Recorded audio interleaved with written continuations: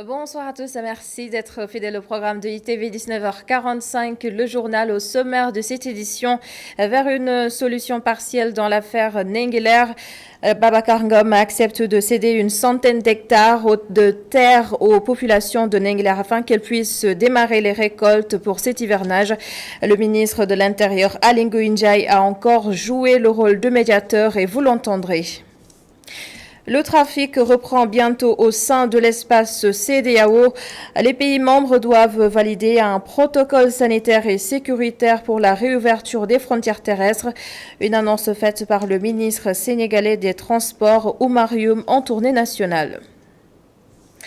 Également dans cette édition, cette mise en garde de l'UNAQUAYES contre toute hausse des prix. La Tabaski approche une période propice à l'augmentation des prix des denrées telles que l'oignon ou la pomme de terre. Aucune rupture n'est en vue. Nous sommes samedi, un nouvel épisode de l'article de la semaine, les rapports de l'IGE au menu de votre rubrique hebdomadaire.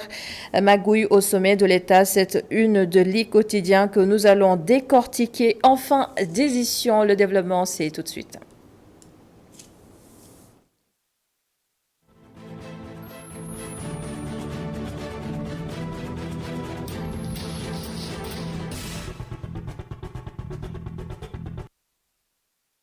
Affaire Nengeler, le problème n'est pas totalement résolu, mais une solution provisoire a été proposée grâce à une nouvelle médiation du ministre de l'Intérieur, Aly Ngouille Ndiaye. Ce samedi, l'homme d'affaires Babacar Ngom a accepté de céder une partie de terre de son titre foncier aux populations de Nengeler.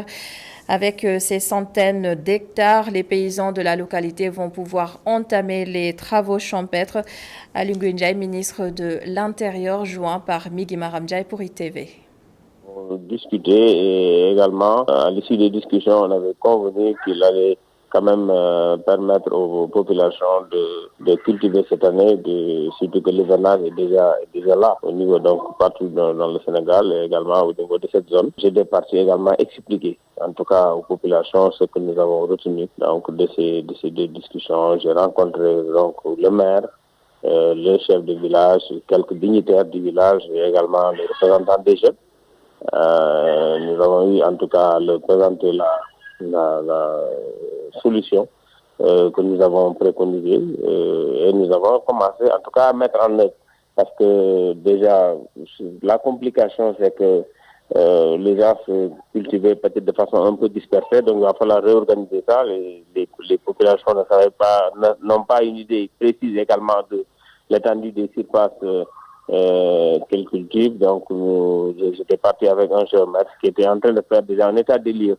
Donc, devant chaque cultivateur, il apprécie avec lui les limites donc de son champ, ce qui nous permet, s'il y a un redéploiement, de pouvoir redéployer ces cultivateurs sur des mêmes étendues. Ça nous permettra en tout cas, puisque de cultiver les différentes spéculations qu'ils veulent tout en restant dans des limites de terrain équivalentes à ce qu'elles avaient déjà l'habitude de cultiver.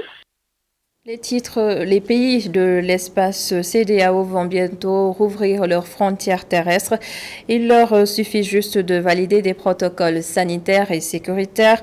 Une annonce du ministre sénégalais des Transports, Oumar Youm, actuellement en tournée dans le sud du pays. Notre correspondant Hassan Ba a recueilli ses propos. Le ministre de la CEDEAO chargé du transport et du commerce, nous avons en cours du mois de juin tenu un séminaire par visioconférence. À l'issue de ce séminaire, les ministres, à l'unanimité, avaient décidé de l'ouverture des frontières terrestres, aériennes et maritimes à compter du 15 juillet 2020, sous réserve de la validation des protocoles sanitaires, mais aussi des mesures de sécurité qui devaient être validées par respectivement le ministère de la Santé et les ministères en charge de la sécurité. Je pense qu'il s'agit simplement de questions de jours. Bientôt, Inch'Allah, ces frontières seront ouvertes. Parce que la CEDEAO aussi, sa mission, c'est vraiment faciliter la circulation des personnes et des biens. Nous sommes dans une dynamique de reprise de la vie normale. Je pense qu'effectivement, nous devons, tout en prenant compte de l'existence de la maladie, procéder à l'ouverture de ces frontières pour le Sénégal qui présente un enjeu extrêmement important. La Tabaski, c'est dans quelques jours une période souvent marquée par une hausse de quelques denrées telles que l'oignon ou encore la pomme de terre. Mais l'UNACOIS met en garde contre toute spéculation. De plus, le marché sénégalais est bien approvisionné actuellement, Bintaba. Jour de la fête de Tabaski, la situation du marché inquiète plus d'un, ce qui a obligé le directeur exécutif de l'UNACOIS à sortir de son silence pour rassurer les Sénégalais. À l'approche des fêtes, souvent les gens créent des pénuries artificielles. Concernant surtout, si c'est la fête de Tabaski, ça concerne 2 produits ou 3, la pomme de terre, l'oignon et souvent l'huile. Au moment où je vous parle, le marché est bien approvisionné en spéculation comme la pomme de terre et l'oignon. D'ailleurs, ce ne sont pas des produits importés, parce que moi je siège au comité de pilotage de l'ARM et je peux vous dire que bien avant le Ramadan, durant le Ramadan jusqu'à la Korité, jusqu'à ce moment, il n'y a aucun produit étranger importé que les Sénégalais consomment. Nous consommons actuellement et ça va continuer jusqu'après la Tabaski, avant en tout cas la Tamkharit. Après les rassurances, place aux mises en garde, le directeur exécutif de l'UNACOIS invite les commerçants à respecter les prix. Mais je peux vous assurer que le marché est très bien approvisionné en ces 2 spéculations et qu'il n'y a pas lieu d'augmenter les prix. Puisque ce que nous en savons, les prix bord champ, c'est-à-dire les prix au niveau des lisières des champs que les producteurs vendent directement aux commerçants, aux grossistes, c'est 275 francs. Alors, à partir donc des zones de production jusque dans les grands marchés des centres-villes comme Dakar, Touba, un peu Kaolack, Thiès et autres, jusqu'à Ziguinchor, le transport ne peut pas être si tellement important que les prix puissent être majorés jusqu'à 500 francs. Aucune spéculation sur les prix ne sera tolérée, avertit Aladien. S'il y a des sanctions, ce ne sera pas à l'UNACOIS de les exercer, mais ce sera à l'État, parce que l'État possède des structures dédiées à ça. Mais l'UNACOIS sera à côté de l'État pour que ces sanctions soient acceptées, que ces sanctions soient en tout cas infligées aux récalcitrants ou bien aux fautifs. Parce que pour les 2 cas dont je viens de parler, chacun des cas constitue un délit puisqu'il y a des bénéfices usuraires qui dépassent l'entendement, mais aussi on ne doit pas vendre des produits périmés ou prohibés. À l'approche des grandes fêtes, une flambée des prix est souvent constatée, d'où ces mises en garde de l'UNACOIS qui compte sur la compréhension des commerçants. Parlant toujours de marché Bintaba, la dernière pluie sur Dakar a causé de nombreux dégâts au marché Thiaroye. Les commerçants, déçus de l'attitude des autorités locales, ont brandi des menaces. Mamadou Lamine Fati les a rencontrés. Les commerçants du marché Thiaroye sont très remontés contre les autorités. Ils déplorent l'état des allées du marché. Nous voulons vivre comme chacun doit vivre dans son lieu de travail. Et cela nous manque ici dans ce marché. On a un réseau qui n'a pas été curé depuis fort longtemps. Le maire tarde à agir par rapport à la pluie, parce que nous sommes en hivernage. Ce sont des actions qui devaient se faire juste avant. Mais si on attend que la pluie tombe, que nous sommes en inondation, alors qu'ils commencent à réagir et de façon mal, c'est nous qui en pâtissons. Et vous avez vu. Vous pataugez avec vos pieds, vous pataugez avec vos belles chaussures. C'est dû à quoi? Certains secteurs du marché de Thiaroye sont inaccessibles à cause de l'eau de la première pluie. Montrer que nous sommes dans le désarroi. Et ce qu'il faut faire maintenant, c'est aller voir le maire, parler aussi avec le ministre, parce qu'il nous faut parler avec le ministre qui est en charge de cadre de vie. Et pour lui dire que ce n'est pas dans les bureaux que nous devons vivre normalement. Mais ici, ce ne sont pas des bureaux, mais ils font partie des lieux de travail. Et donc, ça doit être décent, ça doit être propre, ça doit être approprié à ceux qui viennent acheter et ceux qui vendent. Les commerçants donnent un ultimatum et menacent de fermer boutique. S'ils ne nous donnent pas ce que nous voulons, nous allons arrêter de payer les taxes. En plus de ça, nous sommes tous prêts, nous les commerçants, de fermer nos boutiques, de ne pas travailler jusqu'à avoir gain de cause. Ils se sentent déjà délaissés et voilà que l'eau de pluie s'en mêle en inondant plusieurs de leurs étals. Coronavirus à présent, 3 décès, 125 nouvelles contaminations. L'essentiel du bilan de ce samedi, les détails avec le directeur de la prévention, Dr Mamadou Ndiaye. Sur 790 tests réalisés, 125 sont revenus positifs, soit un taux de positivité de 15,82%. Les cas positifs sont répartis comme suit.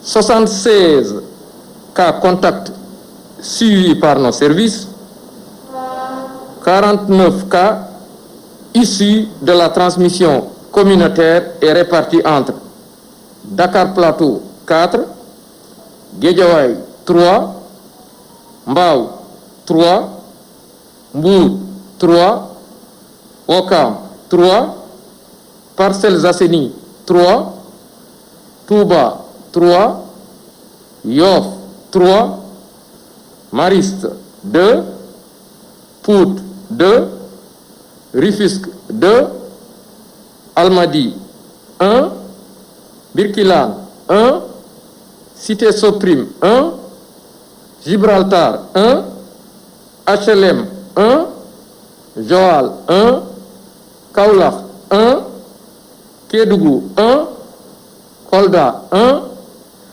Liberté 6 1, Niary Tally 1, Ouest Foire 1, Pikine 1, Popenguine 1, Sangalkam 1, Thiadiaye 1, Thiès 1 et Ziguinchor 1.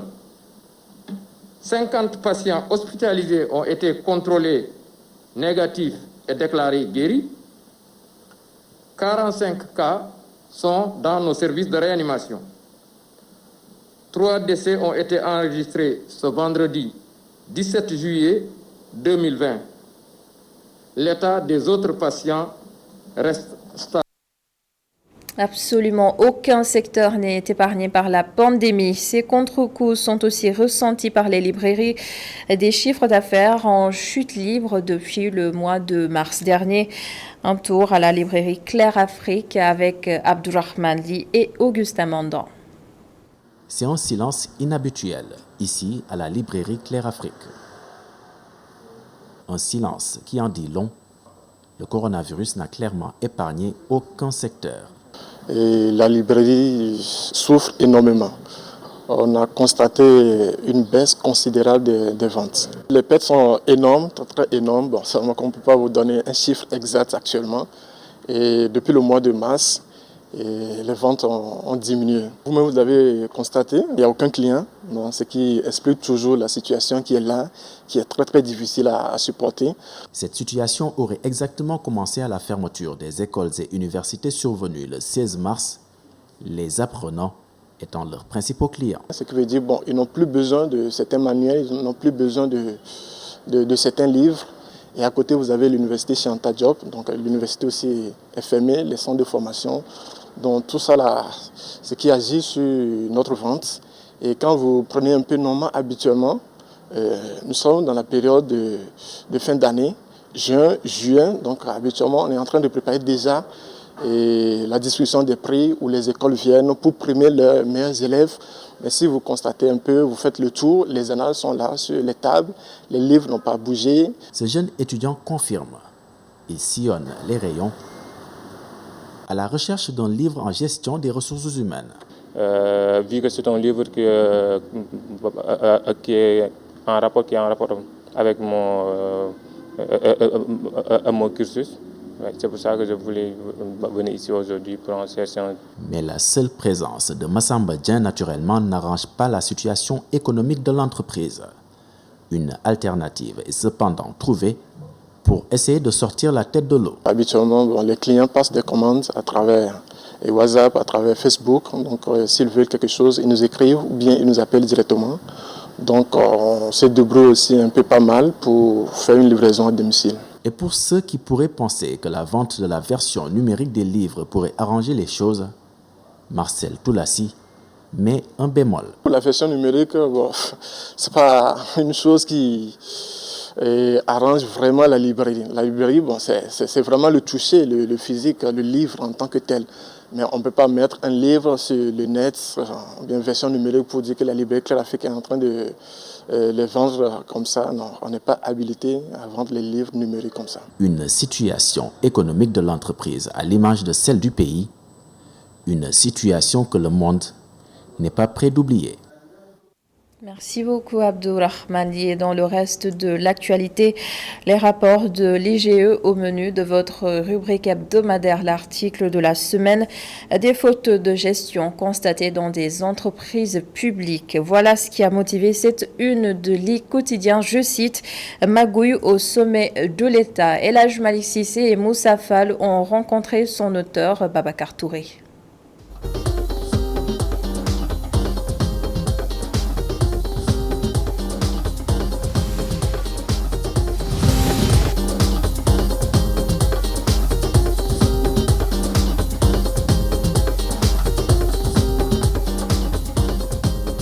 L'inspection générale d'État sort de son mutisme. L'IGE a enfin déposé sur la table du chef de l'État 3 rapports.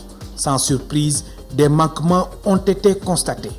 En un mot comme en mille, magouille au sommet de l'État, dixit l'I quotidien.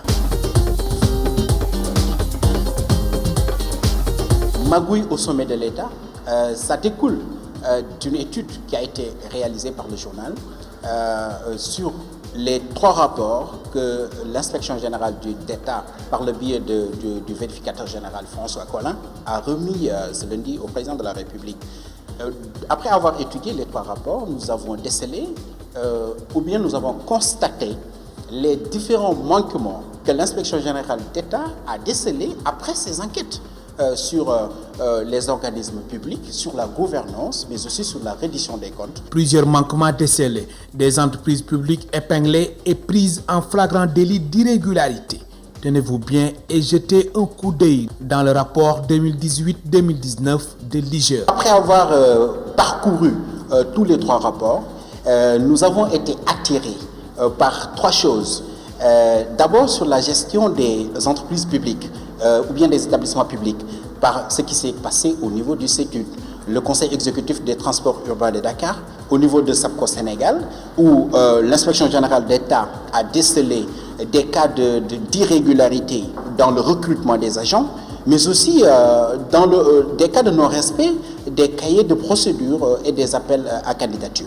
Au sein de l'administration, il y a dans un ministère, comme l'a révélé le rapport, particulièrement 2018-2019, il y a un ministère où une association qui a été dirigée par le ministre qui a été à la tête de ce département a bénéficié, l'association privée a bénéficié d'une subvention de 150 millions.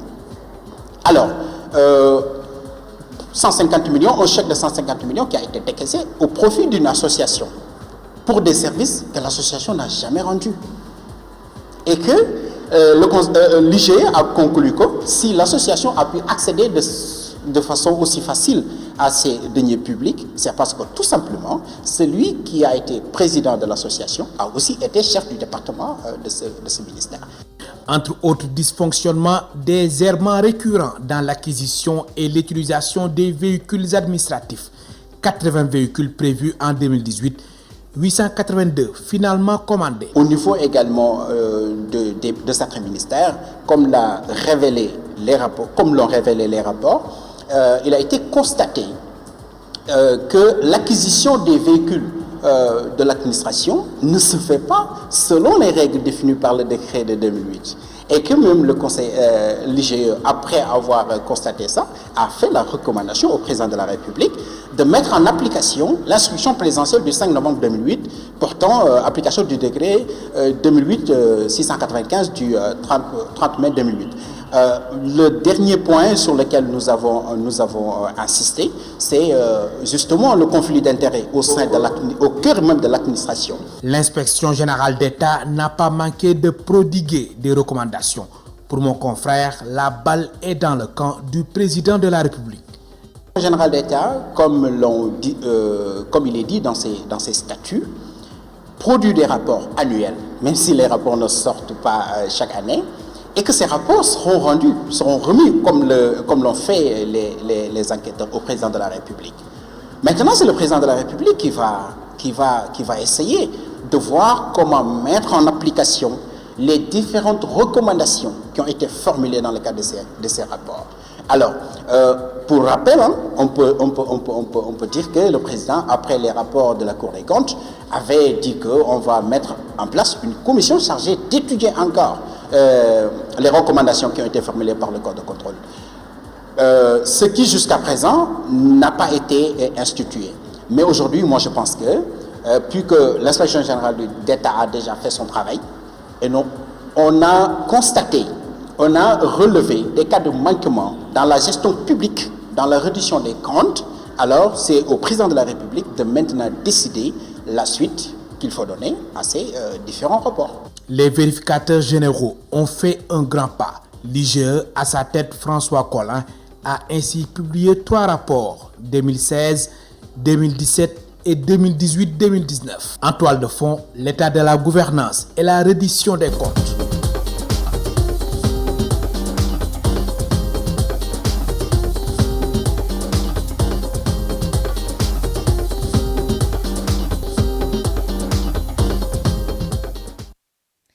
Merci beaucoup Elhadj Malick Cissé et à la semaine prochaine pour un nouveau numéro de l'article de la semaine. Et c'est la fin de ce journal. Merci de l'avoir suivi.